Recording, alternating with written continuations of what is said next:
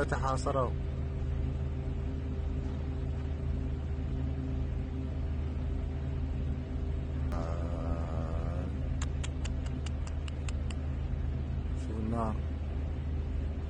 After an American tanker caught fire in the northern part of the Persian Gulf in Iraqi waters following an Iranian missile strike, combat alert was raised on the American aircraft carriers operating in the region.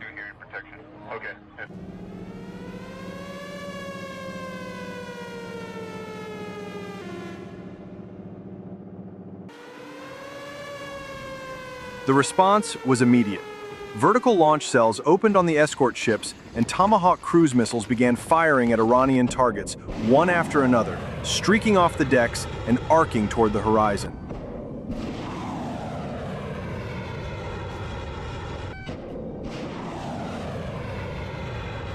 Across the carrier and its escort vessels, soldiers and sailors started moving to their defensive positions along the entire perimeter of the ships.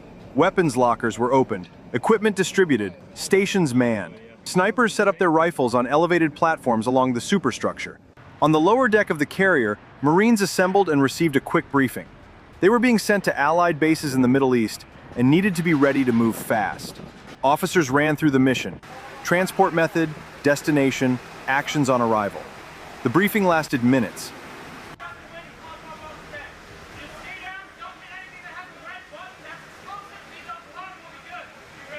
Topside, gun crews loaded ammunition belts into the ship-mounted machine guns positioned along the rails.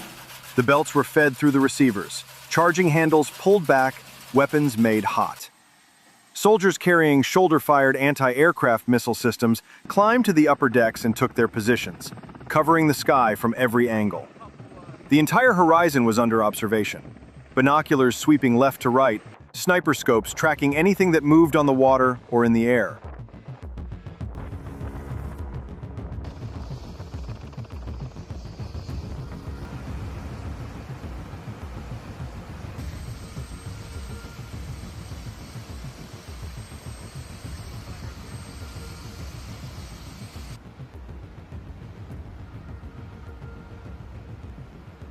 Once the machine guns were loaded and locked, the gunners ran test bursts. Short controlled fires into clear water to confirm the weapons were cycling properly, feeding correctly, and ready to defend the carrier against an aerial attack. Brass casings rattled across the deck plates. The guns worked. Every weapon on every ship in the formation was confirmed operational. The entire strike group was now at full combat readiness.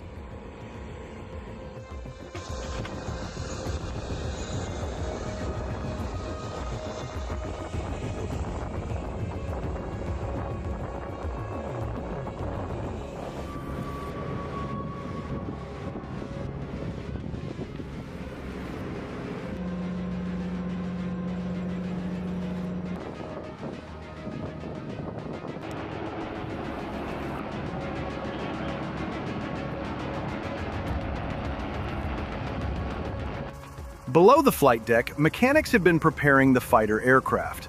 Missiles were mounted on the pylons, fuel tanks topped off, avionics tested, control surfaces checked.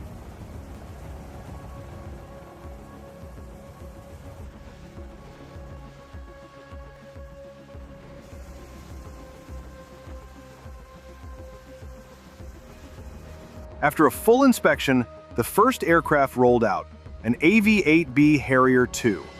The pilot taxied to the runway, increased engine power, and took off horizontally from the deck, transitioning to level flight and rapidly gaining altitude.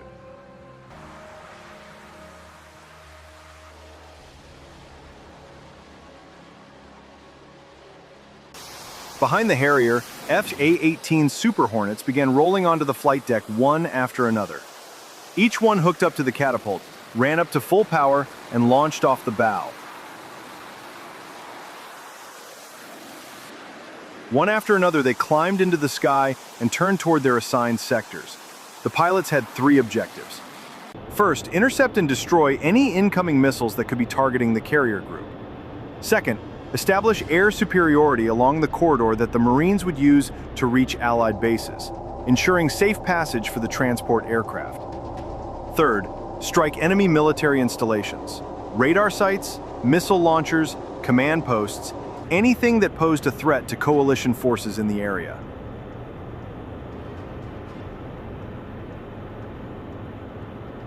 On the carrier deck, the Marines moved toward the V-22 Ospreys parked on the aft section.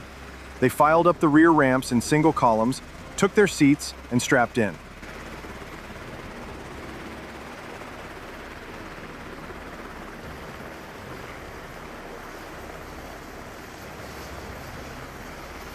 The Ospreys started their engines, rotors spinning up in helicopter mode.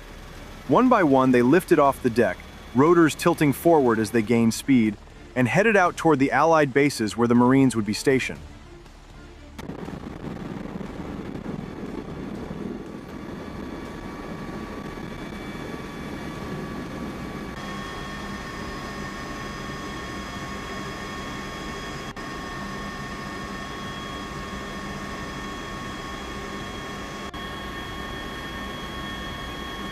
A second group of Marines boarded a Marine transport helicopter through the side door. Full combat loads, rifles, body armor, packs, ammunition. The helicopter lifted off and followed the same route as the Ospreys, carrying its Marines to the same operational area.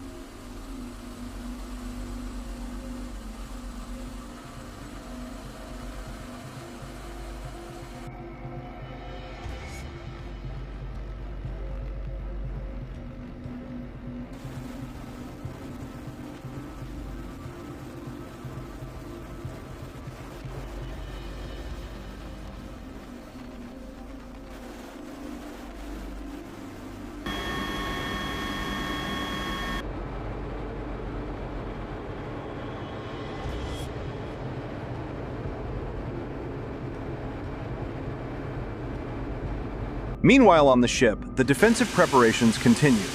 Every machine gun position was rechecked.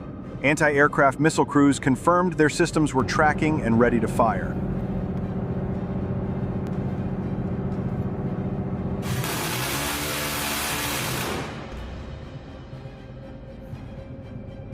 Attack helicopters on the flight deck were being armed with door-mounted machine guns and loaded with ammunition for escort duty.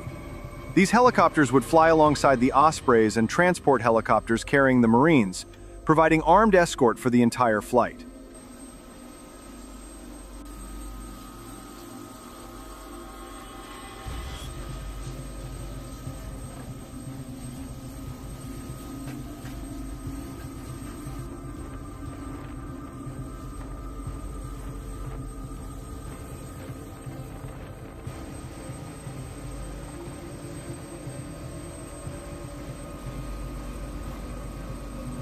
If Iranian drones appeared along the route, the helicopter gunners would engage and shoot them down before they could reach the transport aircraft.